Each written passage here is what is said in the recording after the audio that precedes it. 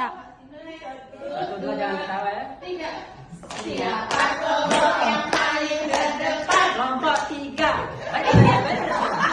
Kelompok yang selalu di hati. Kelompok 3. Kelompok 3 sudah selesai potek. Hari ini kami semua akan pulang.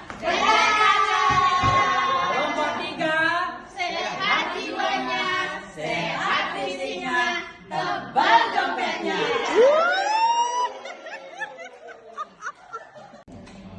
Kita siap? Oke, 1, 2, 3 mulai. Kelompok yang paling terdepan. Kelompok 3.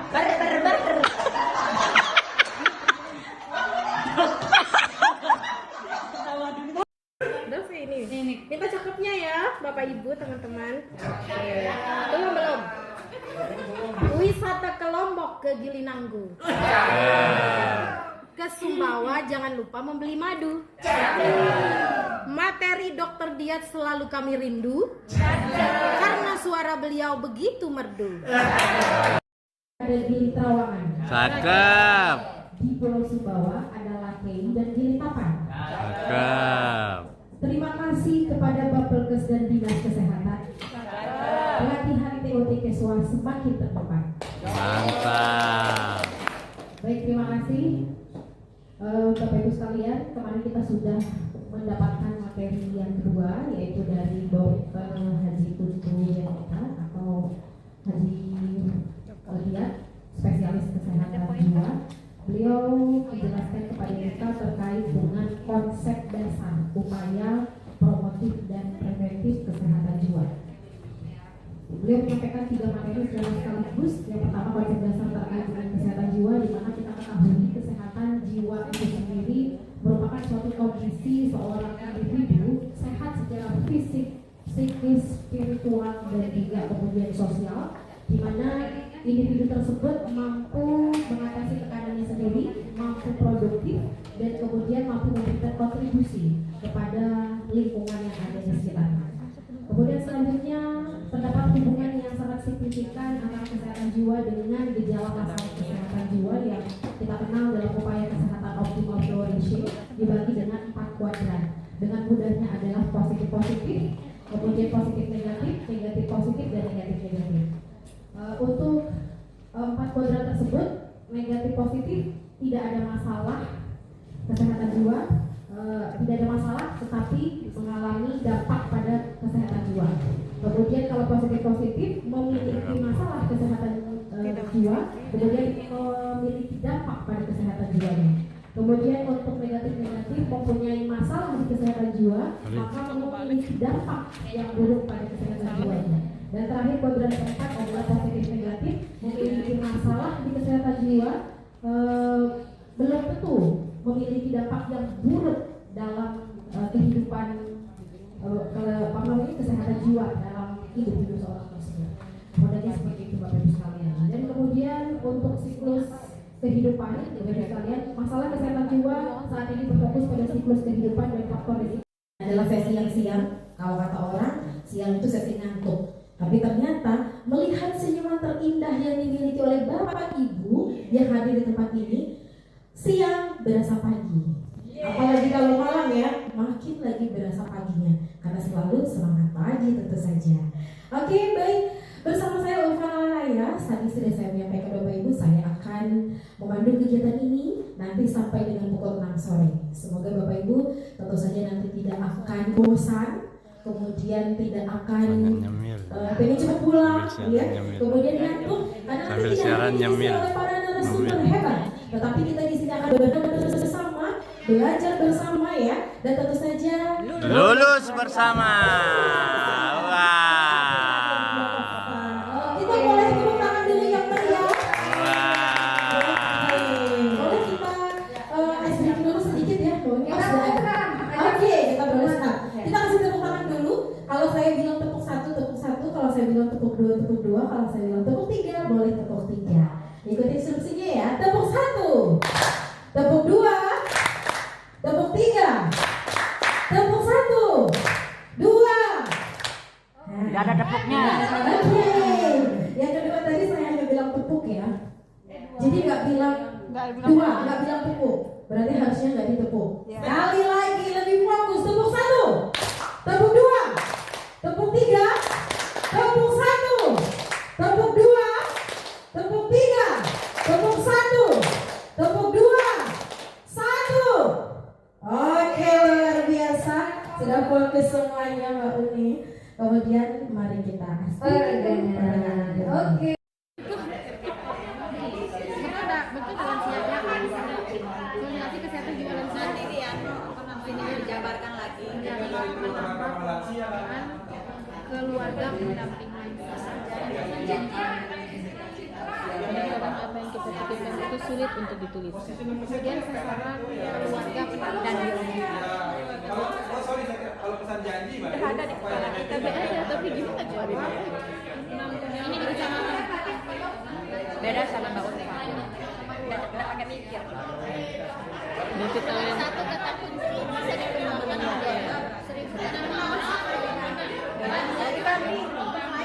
berarti sebenarnya Mbak Ulfa ini jiwanya sangat filantrop. Karena perempuan itu harus minimal mengeluarkan 2.000 kata. Tanggung jawab jadi seorang perempuan. Dia lebih dari 2.000 kata, lebih kayaknya. Nggak kayak kita. Kadang-kadang Ini kan penanggung jawab sih. Kalau pengalaman ini kan di kecamatan. Ikan. Terus minim dia ada kecamatan. Oh, soalnya di sini kecamatan. Desa ya kita. Ibu rumah tangga. Dan siap aku. Asosiasi bisa desa, bisa kecamatan. Biar ada duanya penanggung jawab di sini berarti kecamatan gitu aja. Gue camat dan kepala desa. Kan kalau kecamatan itu kantor, Iya, sama di desa. dia kantor camat dan kepala Jadi desa. masukin ya kepada Iya, siapa yang terlibat? Metodenya kan besok. Di garis beta desa. Jadi diadopsi. Sama juga harus bisa. GD. Kan ini GD. kan ada proyek proyeknya kan ada satu mitra kerja. Mitra kerja. sosialisasi PKK bisa.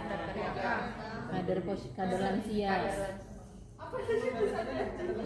kader Ya udah kader kesehatan. Ada posyandu. Ya. ada aja PKK kemudian Kader posyandu. organisasi wanita iya, terus itu mitra kerjanya GOW itu loh. kalau GOW kan kabupaten kalau ini organisasi wanita di kecamatan atau desa ada ya kalau GOW ya di kabupaten kabupaten punya dia kader PKK organisasi wanita kemudian organisasi OP organisasi pemuda kemudian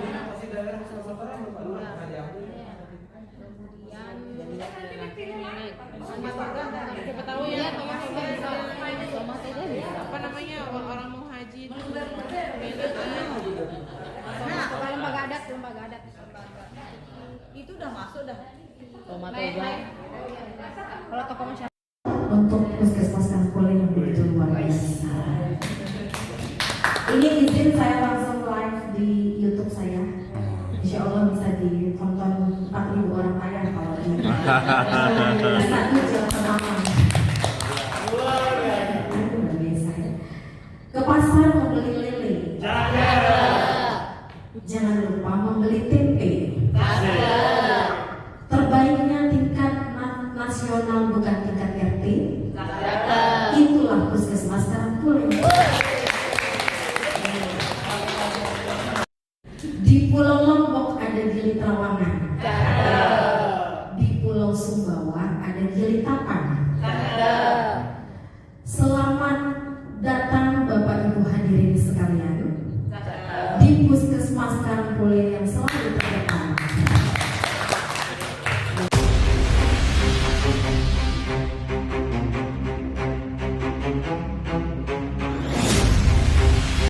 Sistem integrasi layanan rujukan pada kasus-kasus yang memang saat ini menjadi perhatian seperti ibu anak, stunting dan segala macamnya.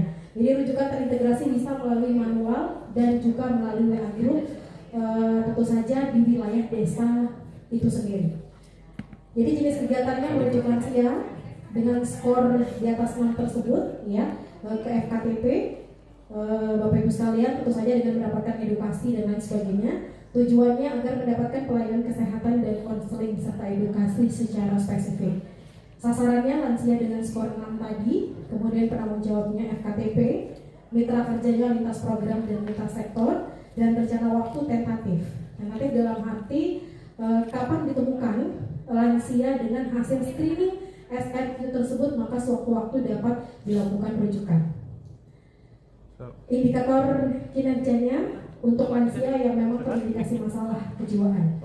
Kemudian sumber biaya tergantung ya Bapak Ibu sekalian, bisa juga dengan BPJS. Kemudian yang kedua adalah sosialisasi. Kegiatan pokoknya sosialisasi atau edukasi, jenis kegiatan sosialisasi kesehatan jiwa lansia.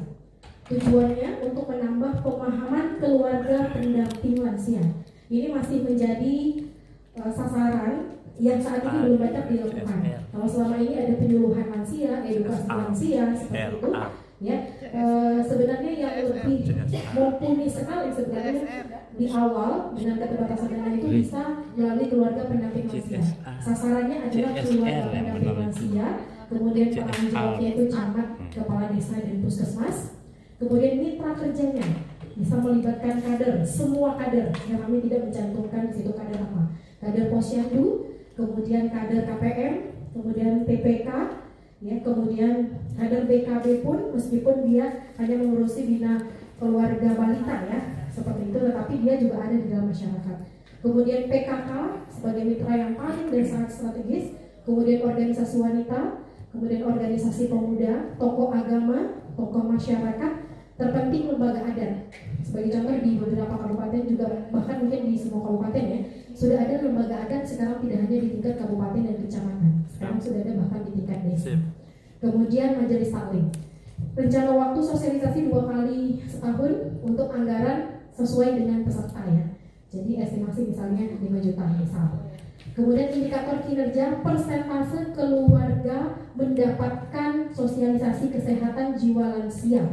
Jadi ada semacam RUK yang jelas atau perancangan yang jelas berapa sasaran keluarga lansia yang ada di desa tersebut dipetakan, kemudian berapa per tahunnya mampu untuk diberikan sosialisasi. Dan ini sasarannya kalau 2 kali setahun mungkin bisa berganti supaya semuanya mendapatkan pemahaman yang sama. Untuk sumber biaya bisa melalui dana desa, kemudian anggaran dana desa juga bisa. Kalau anggaran dana desa bisa masuk melalui pendapatan asli desa juga. Kemudian CSR dan kemudian juga APBD. Untuk CSR mungkin kita kadang berpikir CSR-nya harus yang besar seperti itu, kayak Sumbawa yang mungkin ada amalnya besar ya, SJR, kemudian aman mineral. Padahal sebenarnya CSR itu bisa juga yang mungkin mart-mart yang ada di sekitar kita, yang tidak usah saya sebutkan ini ya. Kemudian selanjutnya, next, sedikit lagi ya. Yang ketiga ada bina keluarga lansia. Jenis kegiatan bisa sekolah lansia, kemudian yang kedua adalah kelompok lansia atau biasa kita sebut karang lansia. Dengan tujuan memberdayakan lansia secara produktif dan mandiri. Jadi dia tidak hanya produktif, tidak hanya mandiri, tapi juga bisa produktif. Dengan sasaran lansia, penanggung jawab langsung kita menuliskan bupati karena nanti ada instruksi dan segala macamnya. Ada camat, kepala desa, puskesmas. Dengan mitra kerja DP2 KBP 3A, kemudian bagian Kesla di Setda, kemudian DPMD, ada Basnas, ada MUI, kemudian kita juga lupa masuk tadi ya, bukan lupa, kalau sempat diketik media massa itu juga masuk di dalamnya. Rencana waktu 1 kali seminggu bina keluarga lansia ini baik kelompok lansianya maupun sekolah lansia. Dengan anggaran 1 juta per minggu. Kemudian indikator kinerja lansia produktif dan mandiri. Dan sumber biaya melalui dana desa, anggaran dana desa, CSR dan juga APBD. Selanjutnya yang keempat, desa siaga sehat jiwa dengan jenis kegiatan cukup banyak ya. Di sini ada sosialisasi, advokasi, pembentukan, pelaksanaan. Kalau tadi advokasi sudah banyak dicontohkan oleh kelompok 1. nanti sosialisasi, kemudian pembentukan sampai dengan pelaksanaan dan juga ada evaluasi. Dengan tujuan sebagai wadah koordinasi dan percepatan penanganan masalah kesehatan jiwa. Kalau biasanya kita hanya berfokus pada koordinasi dan penanganan, maka di sini kami dari kelompok 2 menambahkan item percepatan. Jadi koordinasi dan percepatan penanganan masalah kesehatan jiwa. Agar nanti masalah kesehatan jiwa, terutama di kelompok yang berisiko seperti lansia, yang disampaikan tadi kelompok 1 yang begitu urgent, juga bisa mendapatkan skala prioritas untuk mendapatkan pelayanan segera. Dengan sasaran aparat desa, lintas sektor, tokoh agama, tokoh masyarakat, ada kader juga, kemudian karang taruna, dan lain semua instrumen yang ada di desa atau kelurahan. Dengan penanggung jawab camat dan kepala desa, Babinsa, Babin Kaptipmas, Puskesmas. Mitra kerja hampir sama seperti tadi, ada kader, PKK, organisasi wanita, organisasi pemuda, tokoh agama, tokoh masyarakat, lembaga adat, majelis taklim, kemudian perusahaan, dan juga media massa. Jangan lupa, karena apalah kita tanpa media massa yang bisa mensyiarkan atau mempublikasikan, sehingga nanti hal tersebut bisa direplikasi oleh desa dan kelurahan lainnya yang ada di wilayah kabupaten tersebut. Dengan indikator kinerja, terbentuknya desa siaga sehat jiwa dan terlaksananya kegiatan tersebut. Tentu saja dengan evaluasi-evaluasi dalam capaian-capaian yang diinginkan sesuai dengan penetapan dari desa siaga sehat jiwa itu sendiri. Untuk sumber biaya masih sama, dana desa, anggaran dana desa, kemudian APBD dan juga CSR. Kemudian untuk di desa siaga sehat di bina keluarga lansia tadi yang memberdayakan lansia, itu juga menjadi kelompok yang mungkin nanti lansia ini bisa berdaya untuk menghasilkan produk-produk, karena di beberapa desa dan kelurahan yang sudah ada saat ini sudah banyak sekali produk-produk juga yang dihasilkan dalam bentuk produk UMKM, dan itu dibantu oleh Diskoperindak dan Dinas Tenaga Kerja dan Transmigrasi. Artinya memberikan pelatihan, kemudian sampai membantu dengan memasarkan hasil dari produk-produk lansia ini, sehingga tercapailah tujuan kita untuk lansia yang berdaya, lansia yang mandiri. Itu mungkin dari kami, Bapak Ibu sekalian. Kalau fokus tadi masalahnya itu hanya pada SNQ saja, mungkin jumlahnya 30% tadi juga sudah bisa langsung ke pelayanan kesehatan seperti itu. Tapi untuk 70%-nya masalah yang tidak mempunyai masalah, artinya tidak terindikasi masalah kesehatan jiwa, ini masih justru lebih banyak, sehingga upaya promotif dan preventif kami juga di sini sangat banyak terlihat, dan untuk upaya pelayanan kesehatan juga tidak diabaikan. Artinya promotif preventif menjadi terdepan, kuratif dan rehabilitatifnya tetap juga menjadi bagian yang tidak dikesampingkan. Terima kasih dari kami kelompok 2, Pak Roni, dan kami dari kelompok 2 mengucapkan terima kasih atas kesempatan. Meskipun tidak ada role play, quote spesial dari kami kelompok 2, kesempatan itu datangnya hanya satu kali. Kalaupun datang untuk kedua kalinya tidak akan sama nilainya. So, mari memanfaatkan kesempatan terbaik merawat lansia dengan sebaik-baiknya. Terima kasih. Assalamualaikum warahmatullahi wabarakatuh. Bapak Ibu sekalian, meskipun tidak sespesifik desa yang mempunyai anggaran besar di dana desa. Demikian, terima kasih 5 menit untuk waktunya, Bu Una, dan kemudian saya menyampaikan terima kasih sekali lagi dan diberikan kesempatan kami semua dari kelompok 1, dan satu pantun spesial untuk Karang Pula yang kami berikan tadi. Pergi ke pasar membeli lele. Ulang, kurang 4. Pergi ke pasar membeli lele. Cakep. Jangan lupa memberi tempe. Cantik. Kerennya tingkat nasional bukan seperti tingkat RT. Imut. Itulah dia Puskesmas Karangpule. Mantap. Terima kasih Bapak Ibu sekalian, dan wabillahi taufiq wal hidayah. Wassalamualaikum warahmatullahi wabarakatuh. Waalaikumsalam. Terima kasih Mbak Ulfa, kita beri tepuk hebat untuk Mbak Ulfa. Tepuk hebat. Hebat, hebat. Hebat, hebat. Hebat. Satu juga ya. Ada komentar satu ya Mas? Ya, satu aja ya.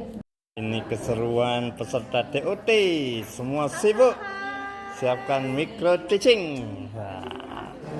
Pak Jul udah jadi, Pak Jul. Wah, fasilitator keren ini Mbak Putu, semua sibuk. Sari, sudah telepon anaknya? Wah, ini sudah jadi dia. Kesehatan jiwa di puskesmas. Ini. Kok manyun? Lamaan sedikit syuting kita. Ayo Mbak Irae, cucit. Bu Wiwi, Mbak Nelly, Mbak Istighfar, Bu Mar, luar biasa. Wah, semua lagi sibuk.